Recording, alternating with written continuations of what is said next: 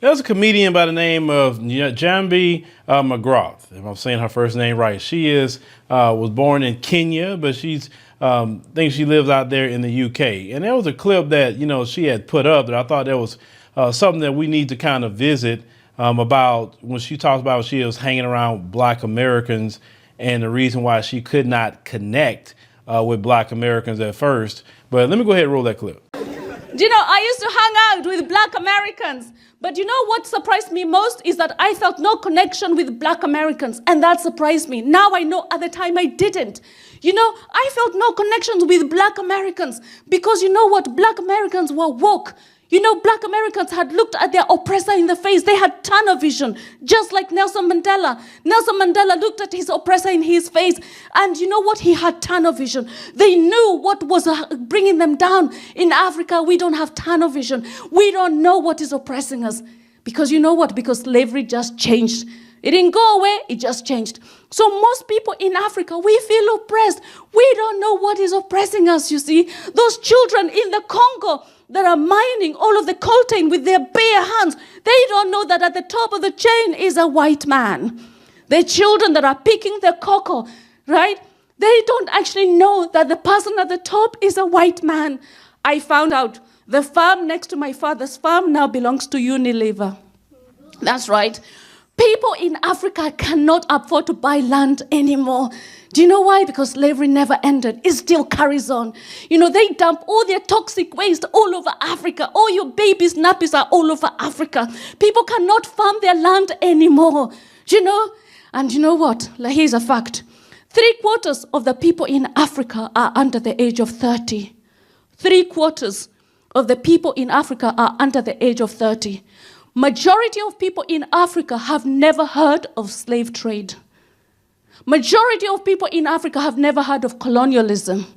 Majority of people in Africa only ever see white people when they're coming to save us. So majority of people in Africa fundamentally believe this. They fundamentally believe that white people are nice. They fundamentally believe that white people will do anything to save them. They fundamentally believe that if they walk across the Sahara Desert, cross perilous seas, the nice people in Europe will be welcoming them with big open hands. I say, if you don't want people from Africa coming to your continent, let them know the real you. That's right. Show them, because information in Africa, history is completely controlled in Africa. We don't learn history in Africa. Do you know what?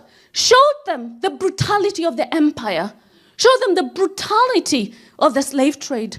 Just show them. And you know what? If you don't want people from Africa coming to Europe, leave Africa alone. So as you heard that, she said that basically Black Americans had dealt with the white supremacists. So she said we had tunnel vision on. She said basically my brothers and sisters in South Africa dealt with the white supremacists, got tunnel vision. But she said, but the rest of the African continent don't have that because they have not really dealt with the white supremacists head on like brothers and sisters in South Africa have, or how a lot of us have dealt with the white supremacists here in America. But she's completely right. They don't know their history, and the majority of the people on the continent right now are considered young people. And this is why, we was having discussions, me and Sister Wangel, about this, and saying, wait a minute, we need to even start talking a little bit more about African history and what these white supremacists done on that continent. Because when that video that came out the other day with that Cameroonian woman said that she was never a slave, and then you do the research and find out, oh yes, Cameroonians were slaves too. Yes, they were. That's slave food. I don't do that, babe. I'm not a slave. I was never a slave. I don't know how slaves cook. I was never a slave. I know where my grandfather came from, my great-grandfather, and where all their ass came from. Your ass don't even know. You. It's because she didn't know her history. See, we know our history in America, but she didn't know hers.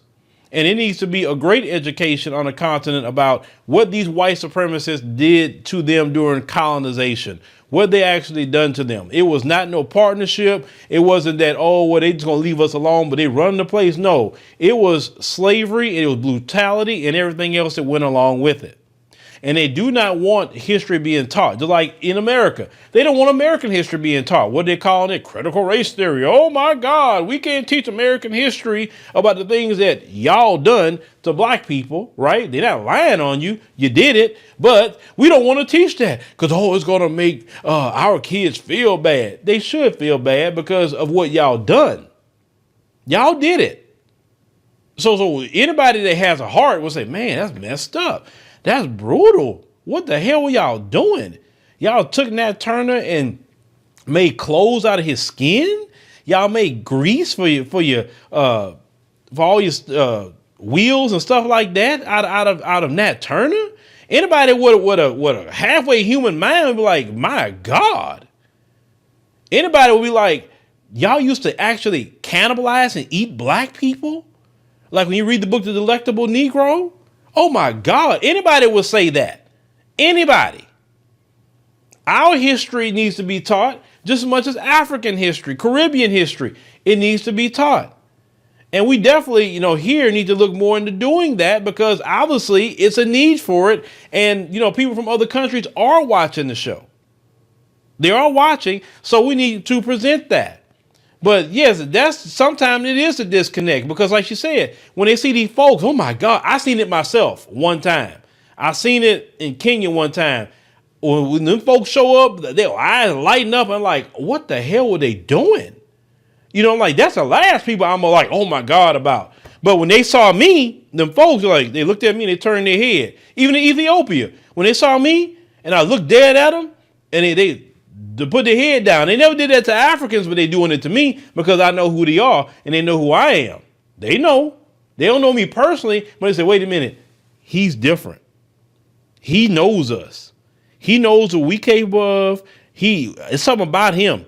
No. He ain't like these other Africans. He's different.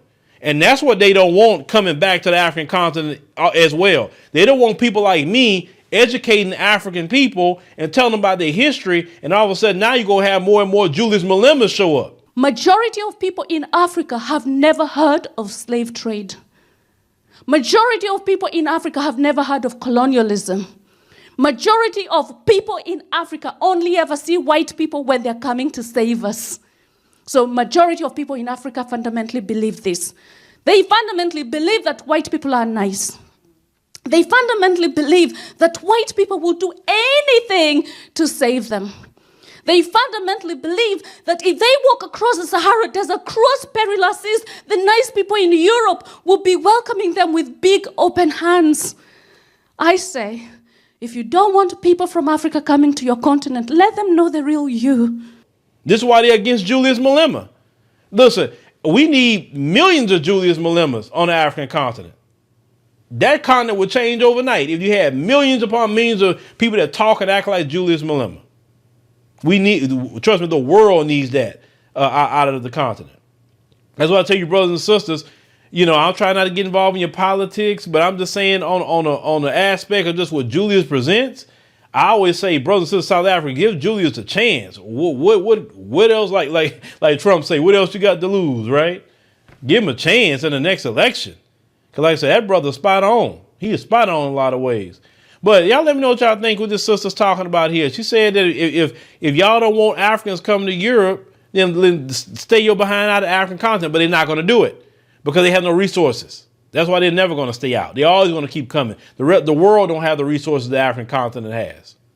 They cannot manage without the African continent. I've told y'all before, the world needs Africa. The African continent does not need nothing out of this world.